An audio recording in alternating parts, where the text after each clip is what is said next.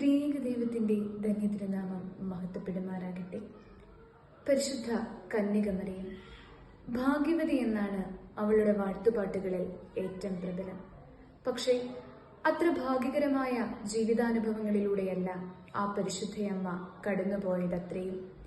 ഏതു കാലത്തിന്റെയും വെളിച്ചത്തേക്കെടുത്തുന്ന ആൾക്കൂട്ടത്തിന്റെ വിധിയെഴുത്തിൽ തുടങ്ങി പിച്ച വെപ്പിച്ച കാലുകൾ കൽവറിയിലേക്കുള്ള യാത്രയിൽ വെച്ചുപോകുന്നതിന് സാക്ഷിയായതുവരെ അസാധാരണമായ ജീവിതാനുഭവങ്ങളിലൂടെയാണ് പരിശുദ്ധയമ്മ കടന്നുപോകുന്നത്. പിന്നെയും എന്തുകൊണ്ടാണ് ഈ അമ്മയെ ഭാഗ്യവതി എന്ന് വിശേഷിപ്പിക്കുന്നത്? തകർന്നു പോകുന്ന ജീവിതാനുഭവങ്ങൾക്കിടയിലും അമ്മ പ്രാപിച്ച അതിസാധാരണമായ കൃപയുടെ സാന്നിധ്യമാണ് ആ പരിശുദ്ധയമ്മയെ ഭാഗ്യവതിയാക്കി തീർക്കുന്നത്. അത്തരത്തിൽ അമ്മ പ്രാപിച്ച കൃപകൾക്ക് ചില മാനുഷിക ഭാവങ്ങൾ ഉണ്ടായിരുന്നു. പരിശുദ്ധ അമ്മയുടെ ജീവിതത്തിലെ നീതിമാനായ ജോസഫിന്റെ സാന്നിധ്യം അതിന് ഉദാഹരണമാണ്. ക്രൂശിന്റെ കഠിന വേദനയ്ക്കിടയിലും തന്റെ അമ്മയെ പ്രിയ ശിഷ്യന്റെ കരങ്ങളിലേക്ക് ഭദ്രമായി ഭരമേൽപ്പിക്കുന്ന ക്രിസ്തുവിലെ പുത്ര സ്നേഹവും പരിശുദ്ധ അമ്മയുടെ ഭാഗ്യാവസ്ഥ തന്നെയാണ്.